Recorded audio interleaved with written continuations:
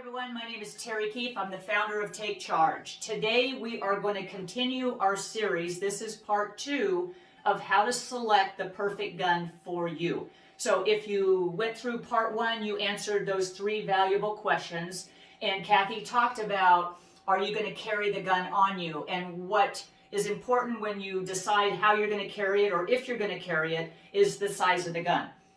The larger guns are definitely more fun to shoot, a little bit easier to shoot, hard to conceal. So you'll see that my setup, I typically wear yoga pants, a t-shirt, and I don't wear belts, and I don't like the heavy plastic holsters. So for me, the size of my gun is pretty darn small. This is a Ruger LCP2, not super fun to shoot, but it is certainly easy to conceal. So when it comes to the size of the gun, consider your wardrobe, but realize that it may not be as much fun to shoot as the larger guns. All right? Step number 2, let's talk about all of these buttons. What are they? What do they do? And can you physically make all the buttons work appropriately?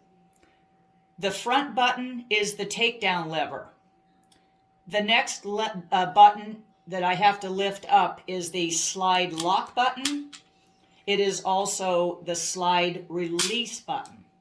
If you've taken a class, you'll know that we don't teach you to use that button to release the slide, which will feed a round of ammunition into the chamber. We teach you to come over the top with your hand, and it's much easier. But you still need to know how that button works. In the event that you have a double feed malfunction, the first thing that you have to do is lock the gun open. Also, when you're getting ready to clean the gun, you lock it open, you rotate the takedown lever, and that allows me to take the gun completely apart to clean it. So let me put this thing back together.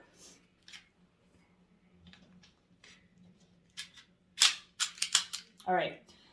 The next button we're going to talk about is the magazine release button. This gun is set up for a left-handed shooter, and if you're left-handed, does this firearm give you the ability to switch it to the other side? So you can see it was very simple. I just YouTubed it. It's a simple process of switching the button to the correct side. So for a left-handed shooter, it's on the correct side.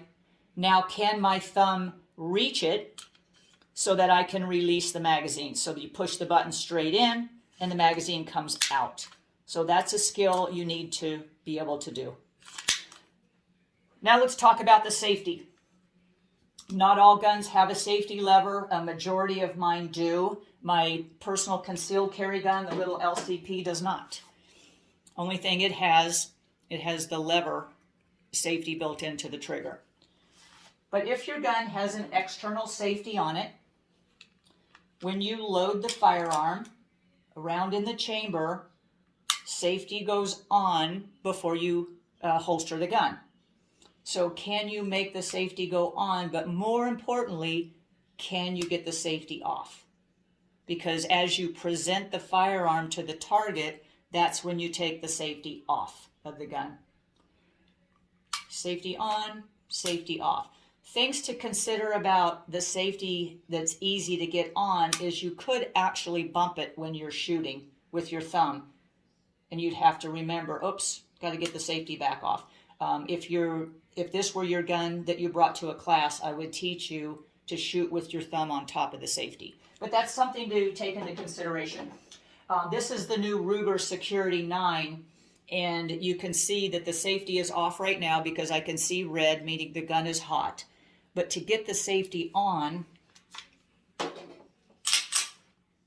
I've got to get that lever right there pushed up, and it is hard to push it up, which I don't mind. How easy is it to get it off? It's really easy. So as far as safety goes, my favorite is the one on the new Ruger Security 380. All right, so we went through the buttons. Can you reach them? Can you make them do what they're supposed to do? Let's talk about some other features. So we can talk about hand strength as far as revolver versus semi-automatic gun. I'm just going to be blunt. A couple things. I'm not a huge fan of 2 features on guns if this is your very first gun. Number one, a double action trigger. So that is a trigger that's very hard to pull when you shoot it for the first time. If it's a double action only, it's going to be hard to pull every time you fire the gun because it's going to do two things. When you pull the trigger, and on a revolver, 12 pounds of pull, it's going to cock the hammer and eventually release the hammer. Makes it a little more challenging to keep the gun still as you're maneuvering that trigger versus a semi-automatic trigger that has about 4.5 pounds to pull it. So it's a little, I find that students are more successful with a single action trigger. Another thing to consider with your double action guns that have an external hammer, I'm not a fan of those when it comes to, is that the very first gun for you? Because two things have to happen. When you rack the slide, which cocks the hammer, before you holster the gun, you have to put the safety on or decock the hammer. So it's just more stuff to worry about when you need to present the gun if you're in a lethal confrontation. So I'm not a fan of external hammers. I'm not a fan of double action triggers for someone who is selecting the gun for the very first time. And then let's talk about training. If you have an opportunity, get in a class where the instructor will bring all of these guns, a variety of guns for you to actually shoot. Sometimes when you go to the gun store, if you are having trouble racking the slide of the gun, they're going to hand you this easy shield, right? Because it's easy to rack.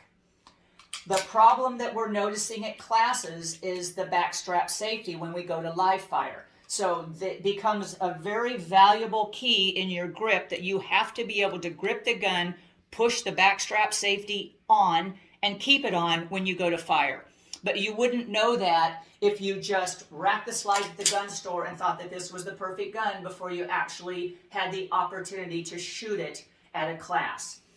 So hopefully that answers your question. We're going to keep talking about how to select a gun. Next time we're going to be talking about budget and the extra little accessories that need to go along with your first firearm. So I will see you again next time. Have a great day, and we'll talk more about how to select the perfect gun just for you.